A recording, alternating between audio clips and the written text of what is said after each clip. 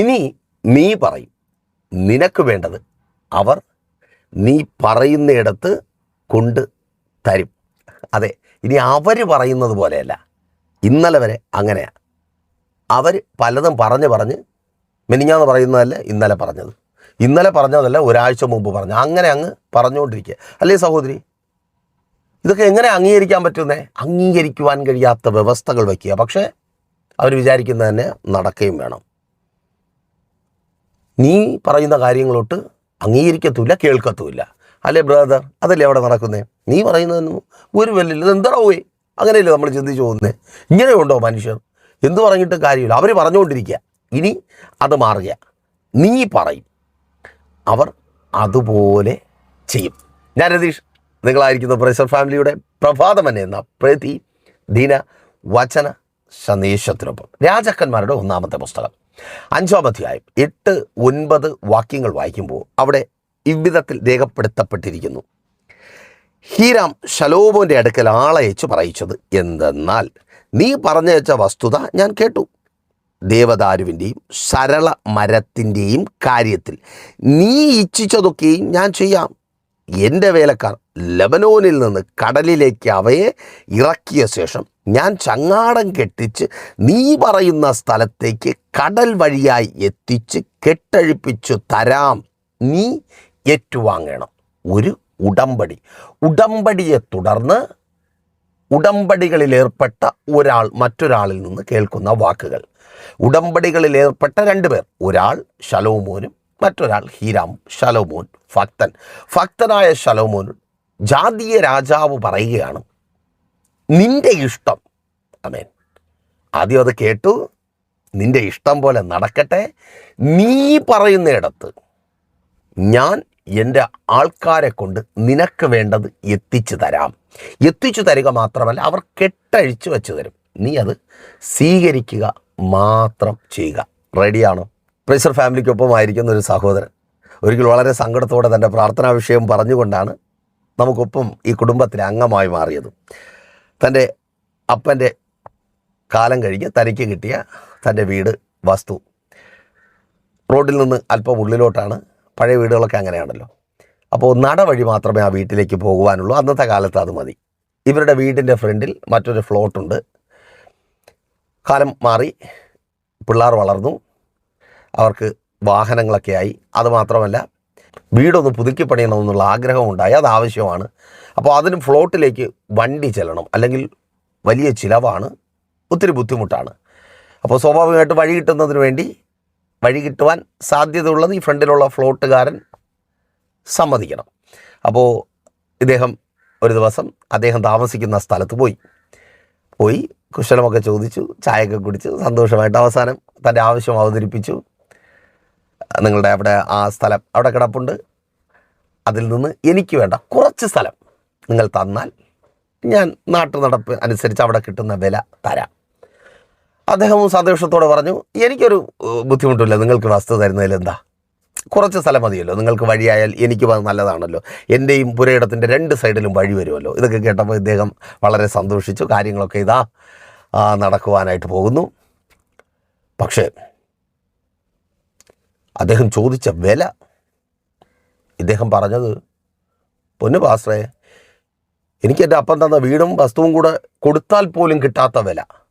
ഞങ്ങളുടെ വീടും സ്ഥലവും ഇരിക്കുന്നിടത്ത് നിന്ന് ഏകദേശം 8 കിലോമീറ്റർ ഉണ്ട് അടുത്തുള്ള ടൗണിലേക്ക് എത്താൻ.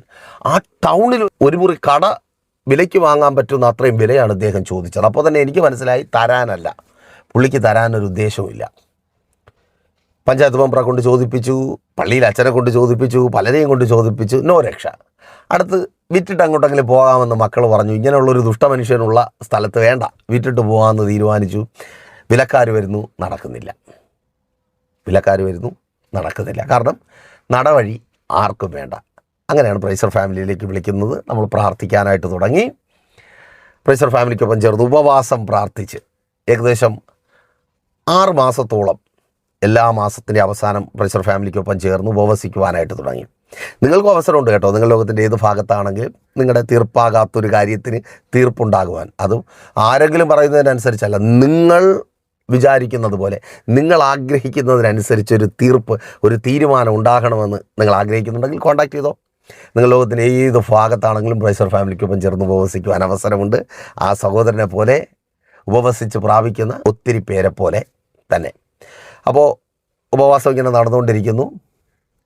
പെട്ടെന്ന് ആ വസ്തുവിൻ്റെ ഫ്രണ്ടിൽ ഒരു ബോർഡ് വരുന്നു, വസ്തു വിൽപ്പനയ്ക്ക്. ഇദ്ദേഹത്തിന് സങ്കടം വന്നു.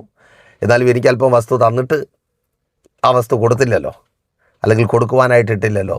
പിന്നെയും പോയി ചോദിക്കുവാനുള്ള ഒരു വൈമനസ്യം കൊണ്ട് അദ്ദേഹം അങ്ങനെ വെയിറ്റ് ചെയ്ത് എന്താവെന്ന് നോക്കാം, പ്രാർത്ഥിക്കുന്നുണ്ടല്ലോ, ഉപവസിക്കുന്നുണ്ടല്ലോ, അങ്ങനെ വെയിറ്റ് ചെയ്ത് നിന്നു. പുള്ളിക്ക് ഈ വസ്തുവിൻ്റെ ഓണറിന് വിദേശത്ത് പോകണം. തൻ്റെ മകൻ വിദേശത്താണ്. അപ്പോൾ അവിടെ പോകണം. പോയും വന്നും ഒക്കെ നിൽക്കുന്ന ടീമാണ്. അവിടെ ഇനി സ്ഥിരമായിട്ട് താമസിച്ചാലേ പറ്റത്തുള്ളൂ. അങ്ങനെ വരുമ്പോൾ ഇവിടെ വസ്തു കിടക്കുന്നത് പ്രശ്നമാണ്. പെട്ടെന്ന് വസ്തു വിൽപ്പനയ്ക്കിട്ടു. വാങ്ങുവാൻ ആരുമില്ല. ഞാൻ പറയട്ടെ, കുറച്ച് സ്ഥലം, ആ സഹോദരൻ പറഞ്ഞതാണ്, ഞങ്ങൾ ചോദിച്ചത് കുറച്ച് സ്ഥലമാണ് ബ്രദർ, കുറച്ച് സ്ഥലം ഞങ്ങൾ ചോദിച്ചു, ഞങ്ങൾക്ക് തന്നില്ല. എന്നാൽ ആ ഞങ്ങളുടെ വീടിൻ്റെ മുൻപിലുള്ള മുഴുവൻ സ്ഥലവും ഞങ്ങൾ പറഞ്ഞ വിലയ്ക്ക്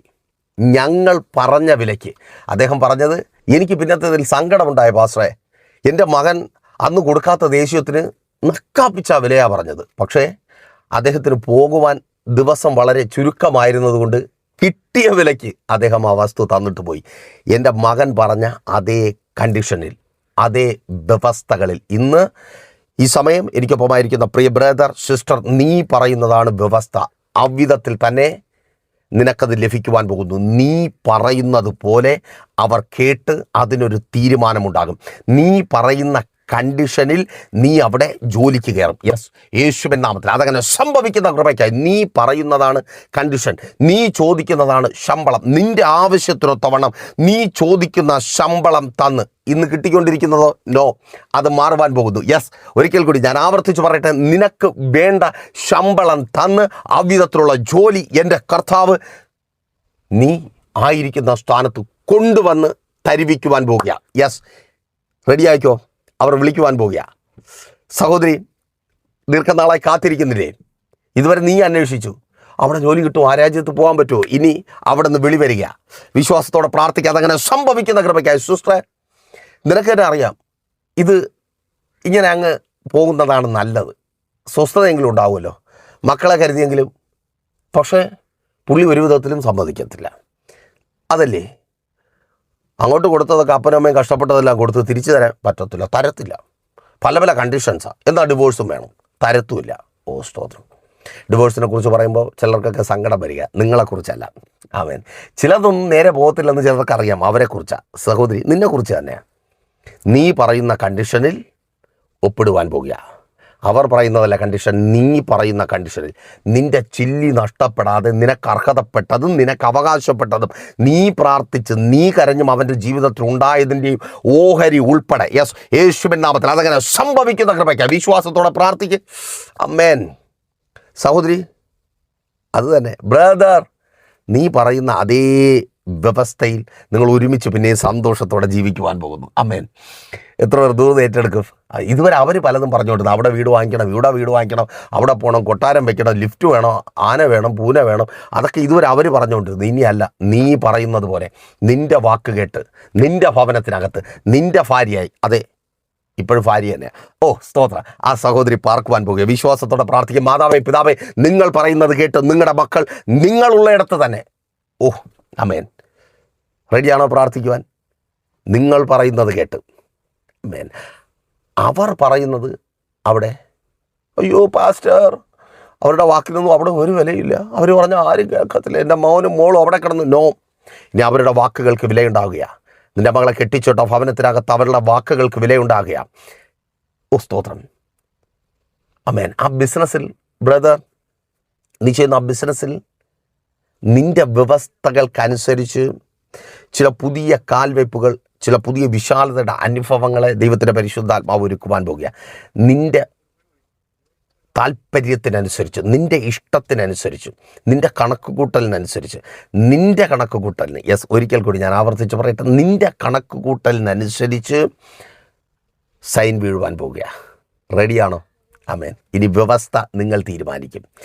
നിങ്ങളുടെ ഇഷ്ടം, നിങ്ങളുള്ളയിടത്ത് അവിടെ ആ രാജ്യത്ത് തന്നെ ആമേൻ, നിങ്ങളുള്ളയിടത്ത് ആ ദൈവപ്രവൃത്തി വെളിപ്പെടുവാൻ പോകുന്നു. റെഡിയാണോ? പ്രാർത്ഥിച്ച് ഉപവസിച്ച് അത് പ്രാപിക്കുവാൻ നിങ്ങൾക്കും അവസരമുണ്ട്. പ്രൈസർ ഫാമിലിക്കൊപ്പം അത് പ്രാപിച്ചെടുക്കുവാൻ. ആ വിധത്തിൽ ഒരു ഉപവാസം ക്രമീകരിച്ച് പ്രാപിക്കുവാൻ നിങ്ങൾ ആഗ്രഹിക്കുന്നുണ്ടെങ്കിൽ കോൺടാക്ട് ചെയ്തോ. നിങ്ങൾ ലോകത്തിൻ്റെ ഏത് ഭാഗത്താണെങ്കിലും പ്രൈസർ ഫാമിലിക്കൊപ്പം ചേർന്ന് ഉപവസിച്ച് അത് പ്രാപിക്കുവാനുള്ള അവസരമുണ്ട്. ഞാൻ കൂടുതൽ വിവരങ്ങൾ അറിയിക്കാം. പ്രാർത്ഥനാ വിഷയങ്ങൾ അറിയിക്കുന്ന കാര്യം മറക്കണ്ട. എല്ലാ ദിവസങ്ങളിലും നമുക്ക് ഒരുമിച്ച് വചന ശുശ്രൂഷയ്ക്കൊപ്പമായിരുന്ന് ദൈവിക വിടുതലുകളെ പ്രാപിച്ച് ആത്മീയമായി മുന്നേറുവാനുള്ള അവസരമുണ്ട്.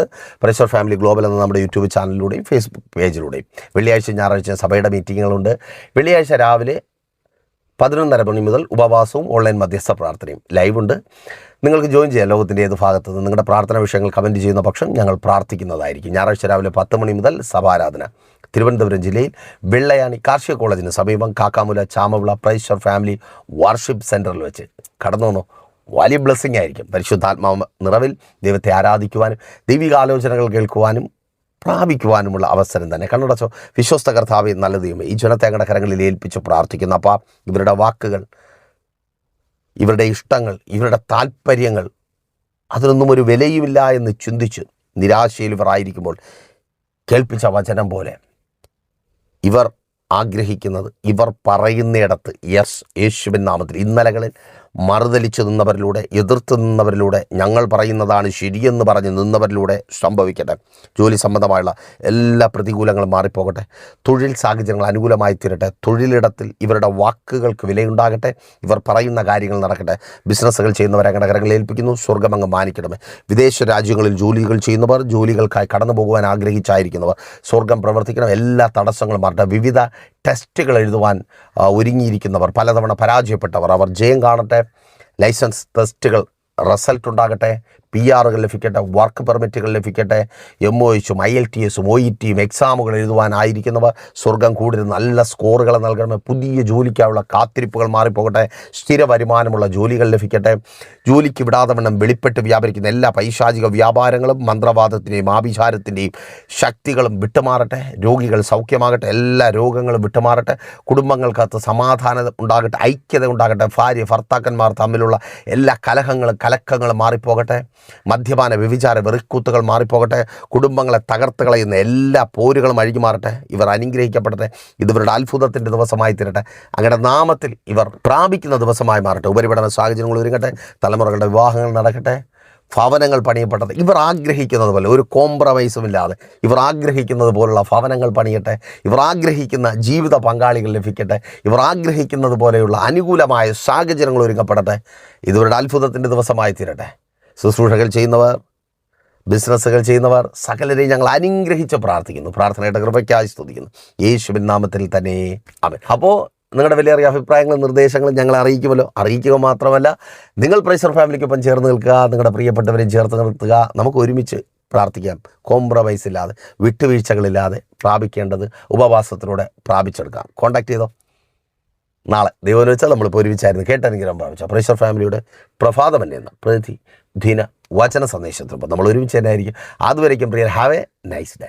പ്രൈസർ ഫാമിലി ഗ്ലോബൽ മിനിസ്ട്രിയുടെ വിശുദ്ധ സഭാരാധന എല്ലാ ഞായറാഴ്ചയും രാവിലെ 10 മണി മുതലും എല്ലാ വെള്ളിയാഴ്ചകളിലും ഉപവാസവും ഓൺലൈൻ മധ്യസ്ഥ പ്രാർത്ഥനയും രാവിലെ 11 മണി മുതലും ഞങ്ങൾ നിങ്ങൾക്കായി ലൈവിൽ പ്രാർത്ഥിക്കുന്നു.